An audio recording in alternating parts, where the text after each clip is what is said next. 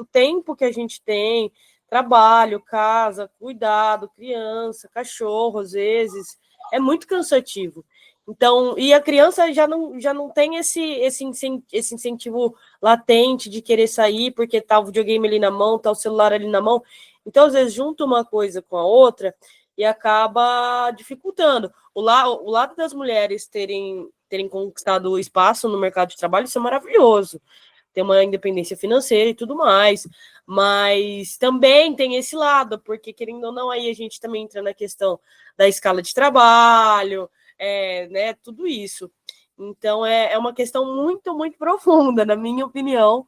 De fora, não sou mãe, mas acredito que essa também seja a percepção de vocês, sabe? Porque minha mãe, sei lá, tem 62 anos também, tá trabalhando até hoje, normal. E eu sinto também esse cansaço, às vezes, da parte dela, essa falta de tempo.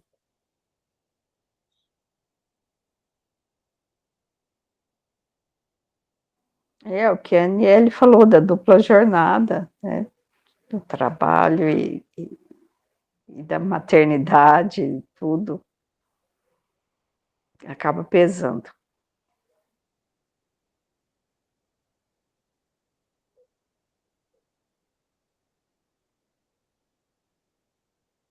Eu tenho uma perguntinha para as mamães aí. Como funciona, tipo assim, os filhos de vocês estudam em período integral ou só meio período? Como funciona isso? Que está sendo mais prático para vocês? Não, tô meio por fora, de verdade, gente, do ensino infantil e fundamental.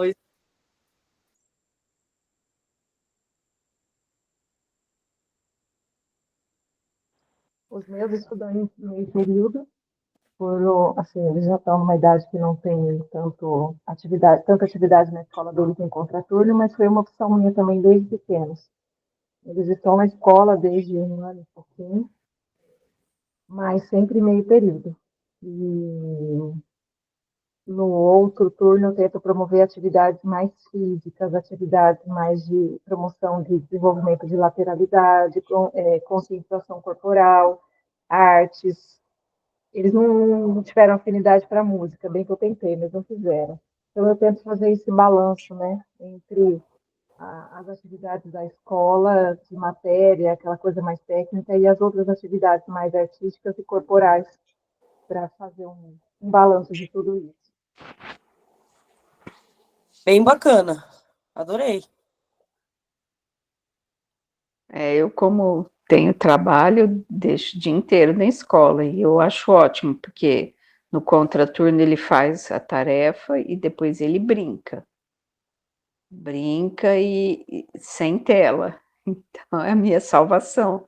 Daqui mais o ano que vem ainda tem integral, depois não tem mais integral. Não sei o que eu vou fazer. Mas eu já estou preocupada desde já.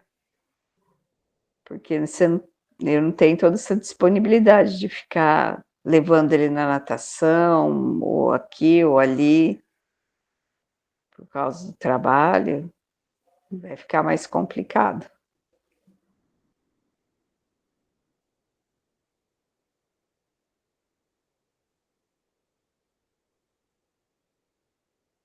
E a Dulcineia? O filho já está adolescente? Já. Aqui onde eu moro sempre foi integral essa escola, né? Aqui onde eu moro, que é Distrito de Ribeiro do Santo. Então, eu sempre, o dia todo, né? Quase assim, trabalhando, estudando até as 4 horas da tarde. Eu acho assim, com relação ao passado, as mães, além de não precisarem de estar trabalhando fora, então dava-se mais atenção às crianças, né? Mesmo em casa, e o período de estudo também era menos, né? Então, acho que isso daí era importante, né? Mas os tempos mudaram, né? Houve a necessidade das mães estar trabalhando, né? Como se diz, que é a evolução dos tempos, tudo luxo, compra isso, compra aquilo, né? Então, os próprios filhos exigem também que fica comprando as coisas. Mas eu acho assim que antigamente o fato de a mãe está mais em contato com os filhos, isso era melhor.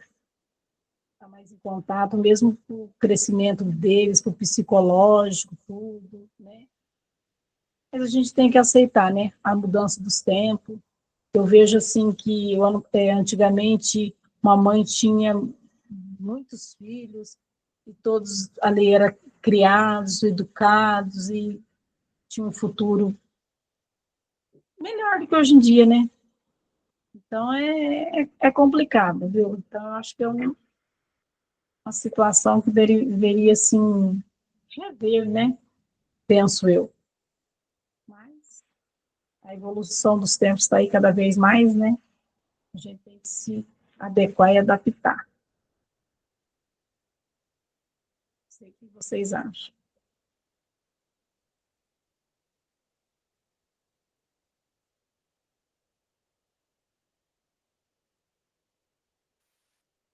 Doutor, acho que o senhor está mutado. Não sei se o senhor falou, mas acho que está mutado. Tá. Eu acho que tem. É interessante a gente tentar pensar também, né? Em termos de Brasil, né? De história, né? Que a gente tem. É, que lugar, né? Que ocupa, né? Que vem ocupando, né? Nesse processo de formação, né? Da identidade nacional, né? Brasileira, né? Que tem aí predominantemente a composição aí de três origens que se juntam, né? Que são os europeus, os povos originários, né? Os indígenas, e os povos africanos que vieram compor também, né? E acho que esse tripé, né? Os antropólogos todos concordam com isso, né? Que é o tripé da formação dessa sociedade brasileira, né? Mas o que me chama a atenção, né, é que à medida que vai caminhando, né, de 1500 para cá, né,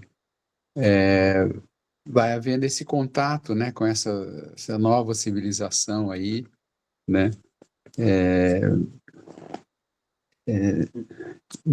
miscigenada, né, havendo aí esses povos europeus, os africanos, de origem africana, e os indígenas, né, aí resulta aí o que se chama de o brasileiro, né, e a gente vê a figura da família, né, a presença da família como algo muito forte, né, famílias tipo pai, mãe, filhos, netos, né?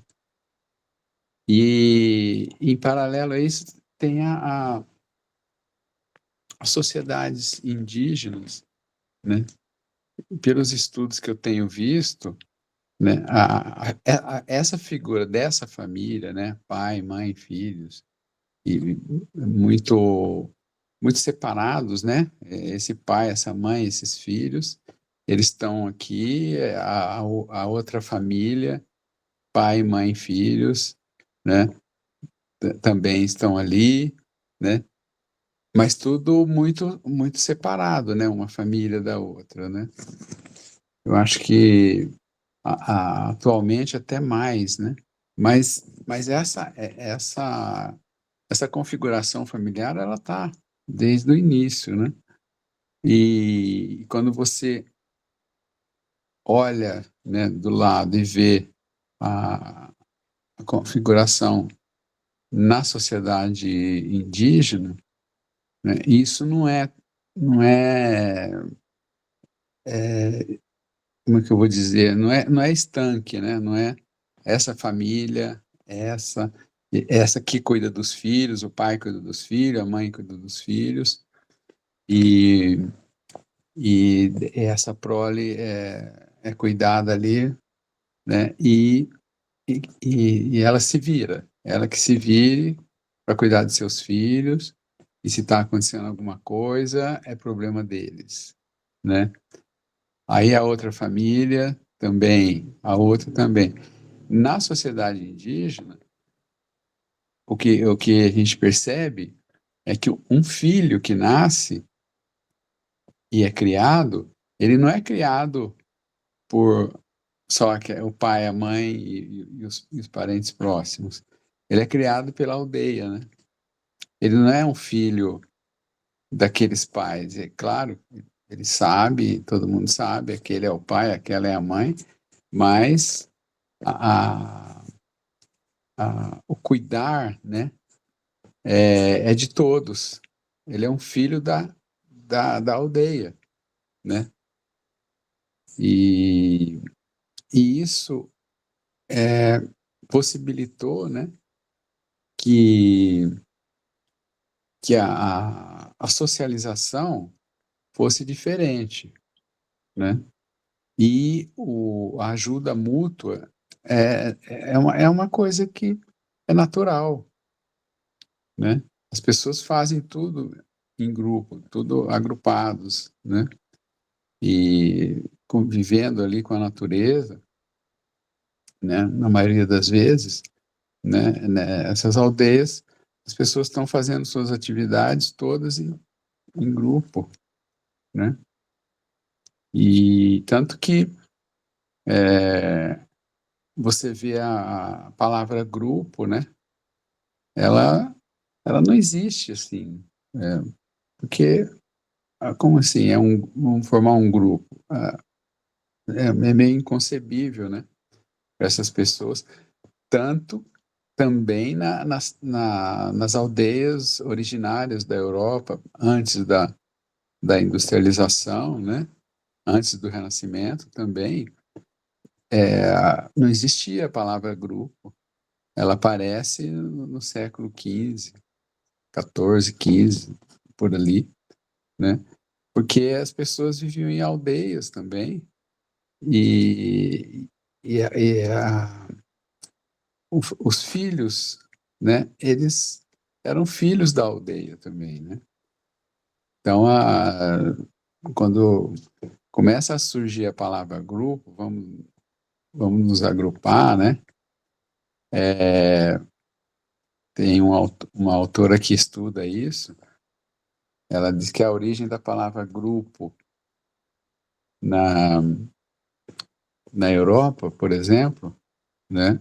É muito forte, porque ela vem da palavra gropo, né? O gropo é quando você pega uma massa de pão, você vai fazer pão, você pega aquela massa e vai fazendo aquela massa, vai socando, vai sovando e tal.